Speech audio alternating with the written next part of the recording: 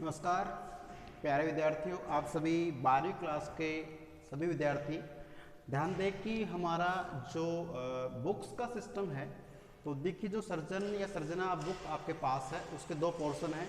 एक पोर्शन में आपके पास काव्यखंड है जो हमने लगभग 7 लेसन पढ़ लिए हैं, 2 बच रहे हैं। और दूसरे पोर्शन में उसी में सर्जना में ही क्या है कि गद्य खंड है जिसमें भी हमने जैसे भय पढ़ लिया, बाजार दर्शन पढ़ लिया है और मजदूरी प्रेम 3 लेसन पढ़ लिए हैं और 2-3 लेसन उसमें और बाकी हैं।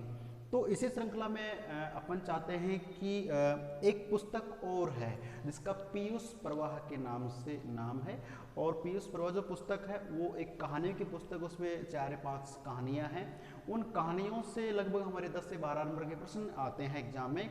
तो आप समझते हैं कि जब कहानी खंड से या स्पेशली उसमें कहानियाँ ही हैं तो उन कहानियों को हम बखूबी पढ़ सकते हैं और पढ़ के अच्छे से अच्छे मार्क्स ले सकते हैं।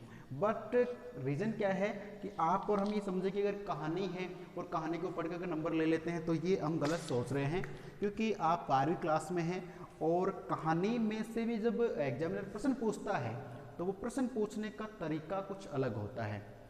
कहानी के जो पात्र होते हैं उनकी चारित्रिक विशेषता पूछ लेता है। कहानी में किसी पात्र की जगह आपको रख के पूछ लेता है कि अगर वहाँ पे आप होते तो क्या करते हैं। अब आप और हमको लगता है कि चलो कहानी में ऐसे हम ऐसे बना लेंगे, लेकिन वहाँ हमारे नंबर कटने के चांसेस रहते हैं। तो उसके लिए करना क्या है कि कहानी को ठीक से पढ़ना है और पढ़ने के बाद क्या करना है कि वो जो कहानी है उस कहानी का केंद्रीय भाव क्या है, कहानी में क्या बात है जिस पे फोकस किया गया, जोर दिया गया, उसको समझना है। तो प्यारे बच्चों, आपकी उस पीयूष प्रवाह में जो पहली कहानी है, पहला जो टॉपिक लेसन है वो है हमारा उसने कहा था। उसने कहा था, ये पाठ का नाम है। बहुत अच्छा नाम है पाठ का कि उसने कहा था। अब ये तो पता है कि उसने कहा था, अब किसने तो कहा था, किससे कहा था और क्या कहा था। ये 3 बातें पढ़ने के लिए इस कहानी को पढ़ना पड़ता है कि उसने कहा था, किसने, उससे कहा था, किससे और क्या कहा था, ये पूछना जरूरी है। तो कहानी बहुत ही इंटरेस्टिंग है, आप पढ़ेंगे, मुझे लगता है आपको पढ़ते याद हो जाए या सुनते याद हो जाए। और कुछ बच्चों ने सुन ली है कहानी आज क्लास में तो अच्छी बात, उनको याद हो जाएगी। जिसने नहीं सुनी उनको भी याद हो जाएगी। कैसे? उसने कहा था कहानी है और ये कहानी लिखने वाले पंडित चंद्रधर शर्मा गुलेरी हैं। पंडित चंद्रधर शर्मा गुलेरी हैं और ये जो कहानी लिखते हैं उस कहानी में देखिए आप, संयोग होता है, पात्रों की आपसी सूझबूझ होती है। तो मैं आपको बता दूं कि पंडित चंद्रधर शर्मा गुलेरी का हमारे से बहुत गहरा संबंध है। कैसे? पहली बात तो ये कि पंडित चंद्रधर शर्मा गुलेरी जो हैं, गुलेरी उनका सरनेम है, तो जो गुलेरी जी जो हैं वो हमारे राजस्थान के और राजस्थान में भी जयपुर के रहने वाले हैं। इनका जो जन्म है वो आपके जयपुर में हुआ है। तो लगभग बच्चे होश के अदर डिस्ट्रिक्ट के भी हैं, लेकिन जयपुर में इनका जन्म हुआ है और आज भी इनका जो घर है वो जयपुर में बना हुआ है। एक अच्छा बंगला बना हुआ है, इनके बेटे पोते सब वहाँ पे अच्छे ढंग से शिक्षा ले रहे, पढ़ रहे हैं, अच्छा नाम है। तो प्यारे बच्चों, देखने की बात यह है कि पंडित चंद्रधर शर्मा गुलेरी जी जो हैं ये जयपुर से संबंध रखते हैं और ये कहानी लेखकों में अमर लेखक कहलाते हैं। कहानी लेखक में अमर क्यों? क्योंकि इनकी जो कहानियाँ हैं वो 3 कहानियाँ ही लिखी इन्होंने लाइफ में, और तीनों कहानियाँ एक से बढ़ के एक कहानी लिखी हैं। तो पहली कहानी की जैसे बात करें इनके जीवन परिचय की, तो सन 1883 में इनका जन्म हुआ है जयपुर में। इतना काफ़ी हमारे लिए।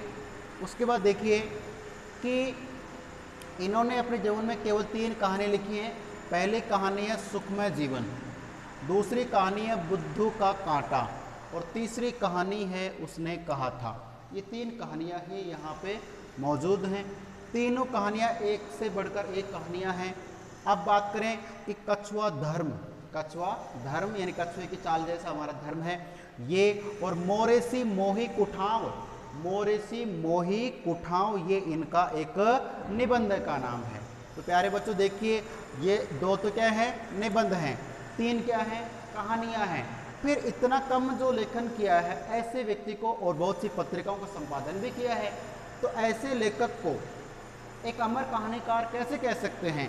क्योंकि इनकी कहानियों में पात्रों के ऐसे संयोग है और कहानी में पता क्या क्या है, कहानी में देखिए कि प्रेम है, त्याग है, कर्तव्य निष्ठा, इन चीज़ों को केंद्र में रख करके कहानी लिखी जाती है। जो भी कहानी होगी उसमें तो प्रेम को जताया जाएगा या त्याग भावना को या फिर उसके कर्तव्य निष्ठा को बताया जाता है। तो ये इन कहानी में बहुत बखूबी हमें देखने को मिलेगा। बात करें कि 39 वर्ष की अल्पायु में ही गुलेरी जी का 1922 में निधन हो गया और 1922 में अब देखिए ये दिया इन्होंने 1922 में इनका निधन हो गया है। और आप जानते हैं कि 1922 में एक घटना घटी थी, चौरी चौरा कांड, जो भी आपको याद होगी, ठीक है। तो आप ध्यान रखें कि ये इनका एक जीवन परिचय है जो हमें याद रखना है। हालांकि मैं आपको बता दूं थोड़ा सा कि एग्ज़ाम बोर्ड में कवि परिचय के रूप में इनका नहीं पूछते हैं, केवल जो गद्य पद्य है कवि और लेखक उन्हीं का पूछेंगे। तो आप ज़्यादा टेंशन तो ना लें, लेकिन इनके बारे में जानना ज़रूरी है। आप जानते हैं इनकी कहानी के बारे में, तो कहानी के बारे में थोड़ा सा डिस्कस बता देता हूँ आपको कि पहला विश्व युद्ध जो होता है वो कब हुआ था, आपको ध्यान होना चाहिए। प्रथम विश्व युद्ध की बात कर रहा हूँ मैं। तो देखिए एक मिनट, प्रथम विश्व युद्ध जो है वो हुआ हमारा, जो फर्स्ट वॉर है वो 1914 से और 1918 तक चला। फर्स्ट वर्ल्ड वॉर है, पहला विश्व युद्ध जो है 1914 से 1918 तक चला है। और दूसरा वाला जो है सेकेंड जो वर्ल्ड वॉर है वो 1939 से और 1945 तक चला है। और तीसरा हुआ नहीं है, मैं मानता हूँ कि होना भी नहीं चाहिए। तो प्यारे बच्चों 1914 में जो प्रथम विश्व युद्ध हुआ उसमें जो घटना घटी, उस विभीषिका को, वहाँ सैनिकों की कैसे लाशें पड़ी हैं, कैसे हालात हैं, उन हालातों को गुलेरी जी ने इस कहानी में मुद्दा बनाया है। ठीक है, तो ध्यान रखना, प्रथम जो विश्व युद्ध 1914 में, तो 1914 की घटना को देख करके उन्होंने इस कहानी का रचना शुरू की है। और इस कहानी में प्रेम का भी थोड़ा सा मैटर आपको मिलेगा इस कहानी में। तो ये कहानी जब 1914 की घटना, लेकिन ये कहानी कब प्रकाशित हुई, 1915 में हमारे सामने आई है। सोचने वाली बात है, इस कहानी में बहुत ज़्यादा कुछ है और कहानी में प्रेम भी है और त्याग भी है और बलिदान भी है। तो प्यारे बच्चों, मैं आपको बता दूं कि इस कहानी में एक पात्र है जिसका नाम है लहणा सिंह है, एक महिला पात्र है जिसका नाम होरा है। ठीक है, तो ये दो पात्र ही हैं जिनके इर्द गिर्द पूरी कहानी घूमती है। कहानी में एक जैसे जो बचपन का प्रेम होता है वो बचपन का प्रेम दिखाया गया है।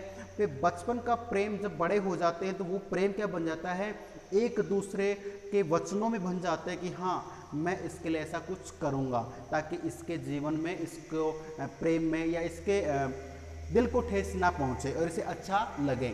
उसे अच्छा लगने के लिए वो उससे जो होरा नाम की एक महिला पात्र है उसके पति और उसके बेटे की रक्षा करते और रक्षा करते करते खुद के प्राणों की बाजी लगा देते हैं। ऐसा करते हैं लहणा सिंह।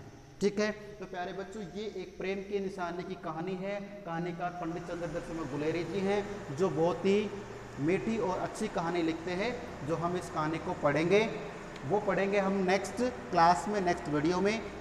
ठीक है, तब तक आप इस कहानी को, हाँ अगर पढ़ लेते हैं कोई डाउट्स हो तो आप पूछ भी सकते हैं। मैं आपको सिस्टम बाय सिस्टम इस कहानी को पूरा बताऊंगा। ठीक है, मिलते हैं अगले वीडियो में, तब तक के लिए नमस्कार, धन्यवाद। आप इस वीडियो को पूरा नोट करें, देखें और सुरक्षित रहें।